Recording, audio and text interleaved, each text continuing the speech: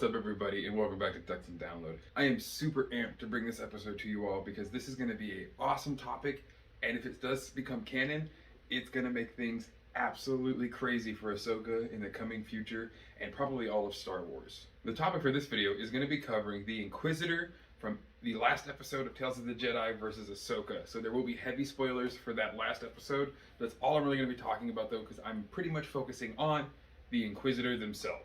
Now, of course, I will call them an Inquisitor because in the subtitles and through the script, this entity is known as the Inquisitor, but when you really look at this Sith creature, it does not have any of the normal Inquisitor vibes. It's wearing a much more light armor base with the big cape, the hood, and of course the iconic mask, which is going to be the biggest part of this conversation.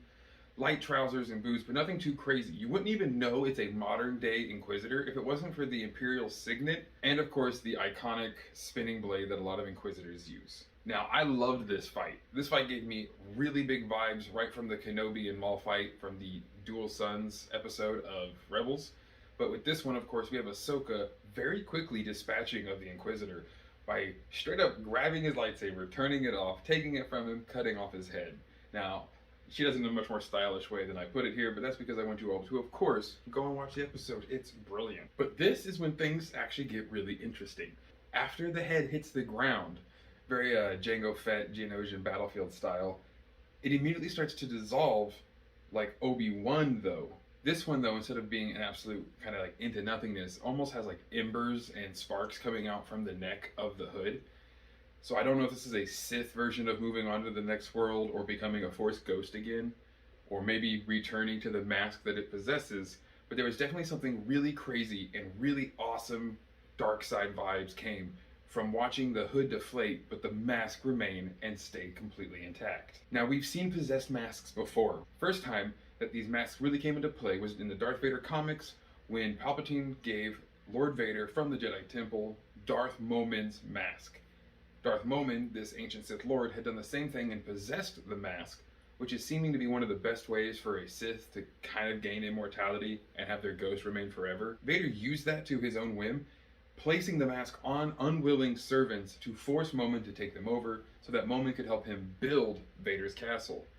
We also see it with Viceroy Panchard from the Shadow of the Sith book, who uses this mask to control someone from the Acolytes of the Beyond, turning them into a Sith, taking other artifacts and actually trying to control through them to make them do their bidding to retake over the galaxy and have all of their riches and their hoard back. The one other very canonized Sith possession that we know of, though, is of course Darth Bane's possession of his tomb.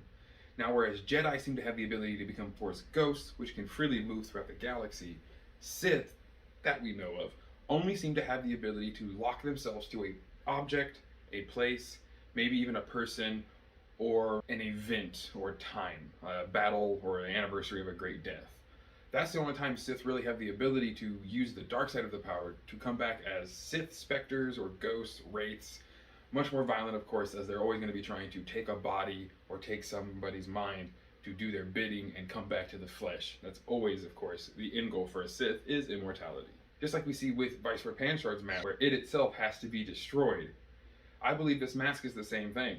And we do not see Ahsoka do anything to it. We do not see her destroy it. So does Vader get his immortal Inquisitor back? Is this another ancient Sith Lord that Vader and Palpatine are controlling to have a kind of undying Inquisitor, a Lich Inquisitor that can never really be slain? I wonder if the person underneath that mask even actually had any Force abilities. The body seemed to remain, but the head definitely didn't. Through all of this, though, we don't even know if it is a possessed mask. The user underneath doesn't always have to have the Force abilities. The mask can have so much power from the ancient Sith spirit that it's using his Force attunement. So that's also a really cool part of this, where, again, this way Vader could just take this mask and place it on anyone and they get the Force powers.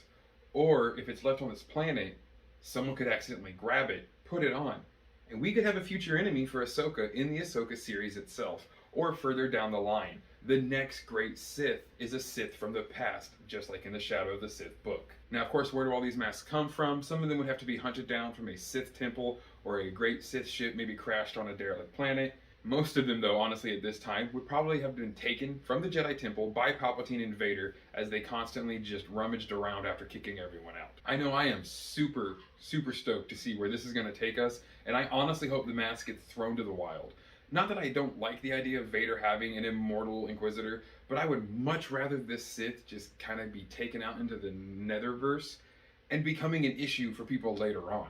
Maybe things like Darth Momin, Viceroy Panchard, and this Sith Mask itself are going to become problems for Rey in the upcoming sequel trilogy, and the upcoming movies that were recently announced that are going to be based towards and after the sequel with sequel characters.